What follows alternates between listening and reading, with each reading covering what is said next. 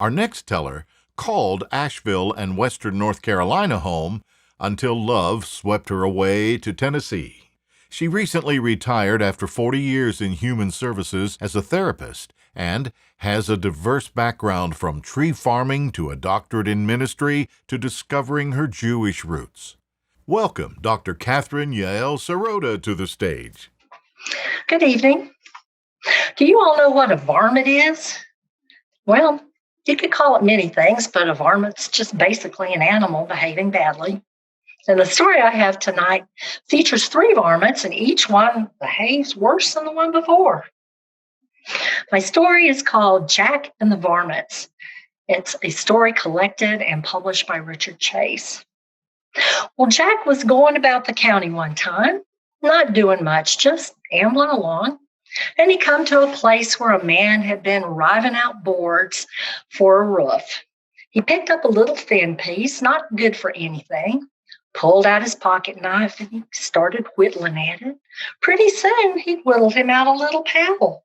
Didn't know what he was going to do with it, but he just carried it along.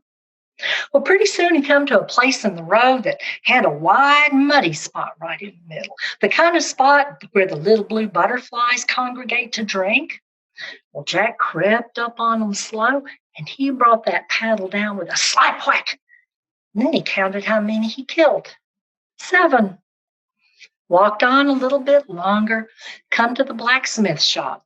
Well, he took off his belt, gave it to the blacksmith, and said, "Take some of them metal brads and ride on the back of my belt." And the blacksmith did. Jack put the belt, stropped it back on around him, went on down the road. Pretty soon, here comes the king on his horse. "Well, howdy do, Jack," said the king. "What are you up to today?" Jack said, "Howdy do, king. I'm not doing much, just ambling along." Well, the king looked down and saw there's something on the back of his belt. "Jack, you turn around there and let me see what's writ on the back of your belt there." Now Jack turned around and the king read it off. "Strong man Jack killed 7 at a whack." "What? You getting pretty stout these days, Jack, ain't you, to do 7 in?" "Well, if you're the kind of man that advertisement says you are, I got a job for you." Well, Jack, he didn't like working much, and this didn't excite him one bit. "Well, king," he said. King said, "There's a big wild hog been disturbing my settlement over in the other end of the county. The men said he's been over there killing sheep, and nobody can get hold of him. He's dangerous, and he's hard to catch, and the men are just scared to death of him. If you're the man I think you are, I think you can take care of him right nice." "Oh," said Jack. He didn't know about that. Well, the king said, "Get up here on the back of my horse with me. I'll take you over there, and we'll see what you can do." Well, Jack got up on the back of the horse, and they went over to the other end of the county, over to the mountain where people said that big old hog had last been seen. Jack didn't see him or hear him. The king let Jack down off the back of the horse, and boy, he just about burnt leather getting back to the settlement. Over his shoulder, he hollered at Jack, "Well, I got business back in the settlement. When you get through, you come on back down, and I'll pay you. I'll pay you $1,000. Well, that sounded pretty good to Jack. So he thought, well, maybe that's not as dangerous as the king made it sound. I'll just see. Well, about that time, there was a big crash and a slashing through the brush, and here comes the hog.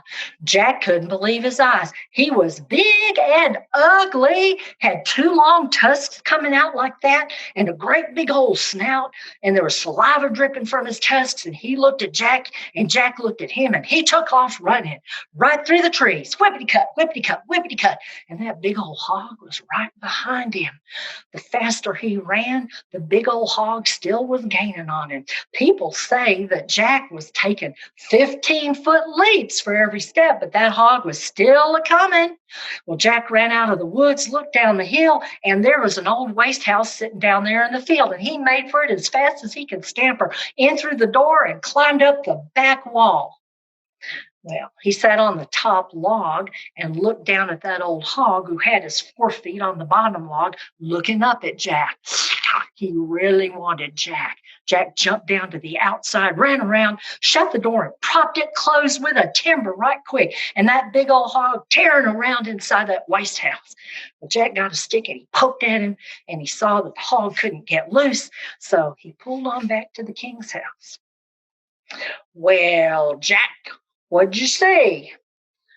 I didn't see anything what you described, King. There wasn't nothing up there.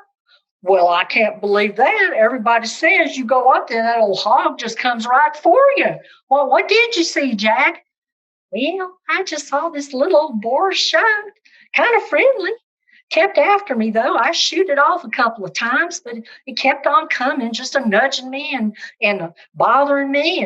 And finally it turned antic and it pulled a piece out of my tailcoat. Well, that made me mad. So I grabbed it by the ear and a little curly tail, and I tossed it in the waste house there, propped the door shut. You can go up there and look at it if you want, but I really don't think that's what you meant. Well, the king went up there to where the hog was pinned up in the waste house, and when he saw it, scared him to death. He just about burnt leather getting back to the settlement, brought 50 and 60 of his men up with Winchester rifles, and they was so scared of it, they couldn't shoot it. Well, Jack took one of them rifles and he drew a bead on that hog. Bap! He dropped that hog. And they say when that hog fell, he had tore around such that the house just all fell in on his head. Well, the king paid Jack $1,000, and Jack pulled out for home. But the king called him back. He said, well, Jack, you done so good with the wild hog. I got another concern for you. The men over there on the other mountain says there's a big old unicorn they're using over there, and it's tearing the heck out of everything. It goes for everybody it comes after. Nobody's been able to kill it yet, but I think maybe you could take the job on. Well, Jack thought, that sounds more dangerous than that big wild hog. I don't want to get messed up with no unicorn. But he told the king, I'll try. So he and the king went up there over to that mountain. The king let him down off the horse, and he just about beat the horse to death getting back. Well, Jack looked around. He didn't see anything. Then all of a sudden, he heard all the pressure breaking up on the mountain, and down the mountain comes this unicorn right for him. Well, he takes off, whippity-cut, whippity-cut, whippity-cut, back through those trees, the unicorn right on his tail. And at one point, the unicorn lunged for him, and Jack thought that unicorn was going to stick that horn plumb through the middle of his back.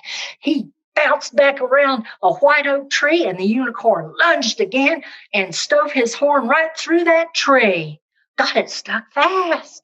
Well, Jack picked up a rock and he pounded that horn in good. Then he cut him a little switch and he swooped at that unicorn, saw the unicorn wasn't going anywhere. So he pulled off back down to the king's house. Well, Jack, how'd you do this time? Well, King, I don't know about no unicorn. There weren't no unicorn up there. What? What did you see, Jack? Asked the king. Well, King, there was just this little yearling bull. He didn't have but one horn, and he was frisky. Come down the mountain just a bawling and a snorting at me, acting real big, and just tore around after me. I finally grabbed him and I stove that horn through a tree. Knocked it in real good. Well, King, you can come up there and see it if you want to, but I really don't think that's what you were concerned about. Well, the king and his men went back up there with all those rifles, and the men took a look at that unicorn, and they were scared to death. Well, Jack cut him another little switch, and he swarped that unicorn a time or two. See, boys, there ain't no harm in it, he said. Well, Jack finally had to shoot him too, and the men skinned out the hide and they brought it home. King paid Jack another $1,000. Jack said, well, I think I'll let out for home now. I got me a couple $1,000. Ought to last me a good long time. I appreciate doing business with you, King. And the king said, well, wait a minute, Jack. The man just come and told me there's a lion come over the mountain from Tennessee, and he's tearing up everything he comes through. He has killed horses, dogs, and men what come after him. Everybody's scared of him. They don't know what to do.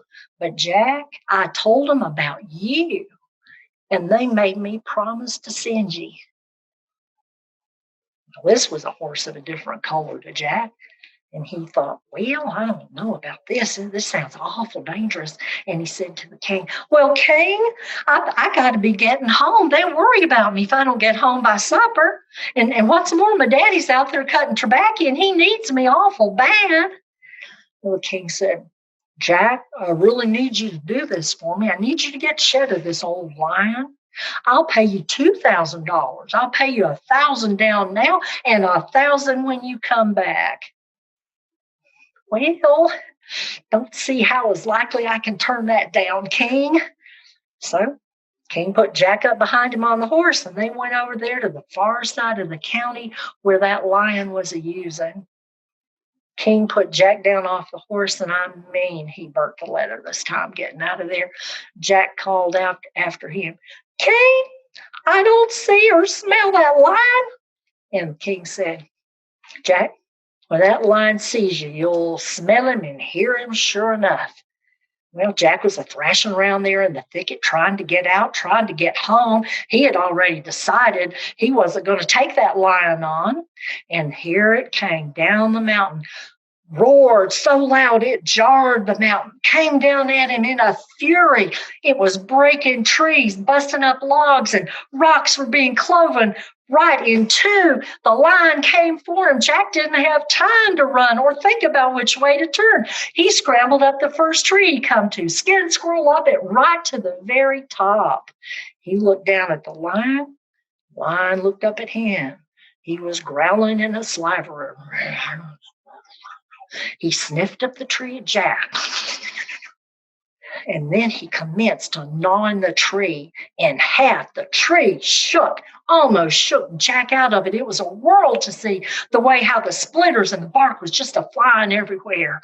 And just when Jack thought he was done for, the old lion got tired. He quit and he lay down against the side of the tree and he went to sleep.